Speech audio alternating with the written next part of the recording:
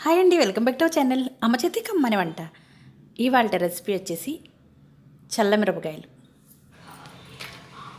చల్లమిరపకాయలని ఈ విధంగా ప్రిపేర్ చేసుకున్నట్లయితే పప్పు, రసం, సాంబార్ వంటి వాటిల్లోకి సూపర్ కాంబినేషన్ అండి.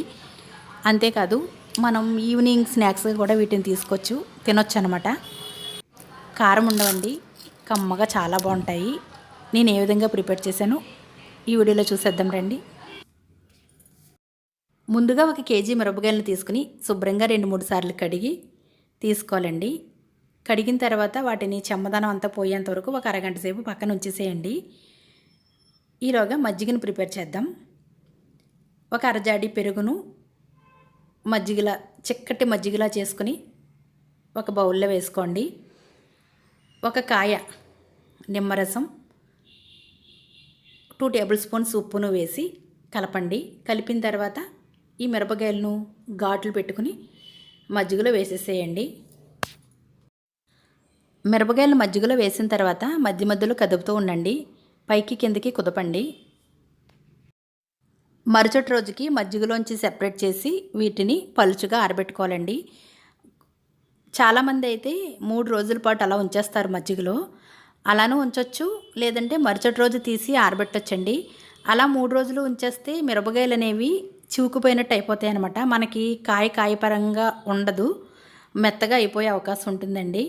మరుసటి రోజుకి తీసేసి ఆరబెట్టేసి మళ్ళీ మజ్జిగలో వేసేస్తే మనకి ఆ మజ్జిగ అనేది అవి పీల్చేస్తాయి అన్నమాట.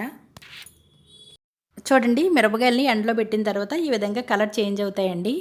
వీటిని మళ్ళీ మజ్జిగలో వేసేసి మొత్తం మజ్జిగ అంతా వీటికి పట్టేంత వరకు మజ్జిగలో వేసి ఎండబెట్టి మళ్ళీ మజ్జిగలో వేసేసుకోవాలండి. అలా మజ్జిగ అంతా వీటికి పట్టేంత వరకు వేసుకోవాలి.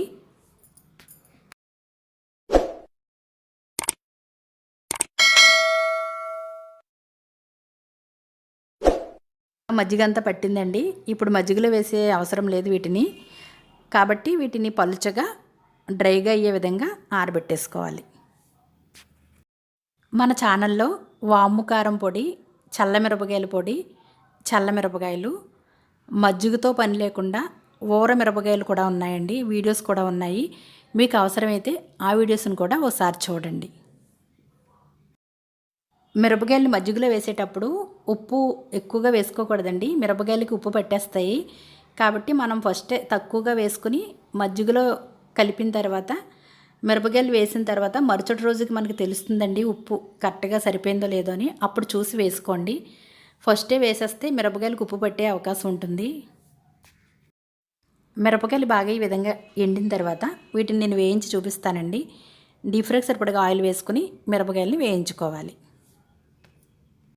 మిరపకాయలను వేయించేటప్పుడు ఆయిల్ బాగా హీట్ అవ్వాలండి. అప్పుడు ఫ్లేమ్ని లో ఫ్లేమ్లో పెట్టి వేయించుకోవాలి. అంతేనండి, చల్ల మిరపకాయలను అయితే ఈ విధంగా ప్రిపేర్ చేసుకోవాలి. ఇవి అస్సలు ఘాట్లేవండి. ఇటువంటివి రసం, సాంబార్, పప్పు వంటి వాటిల్లోకి సూపర్ కాంబినేషన్ అని చెప్పాలి. ఇవి ఊరికనే తినేసినా కూడా టేస్ట్ చాలా బాగున్నాయండి, కమ్మగా ఉన్నాయి. నేనైతే ఈవినింగ్ స్నాక్స్గా కూడా వీటినే తినేస్తూ ఉంటాను అప్పుడప్పుడు. మీరు కూడా ఒకసారి ఈ పద్ధతిలో ట్రై చేయండి. ఈ వీడియో కనుక మీకు నచ్చినట్లయితే లైక్ చేసి మీ ఫ్రెండ్స్కి షేర్ చేయండి. Thanks for watching.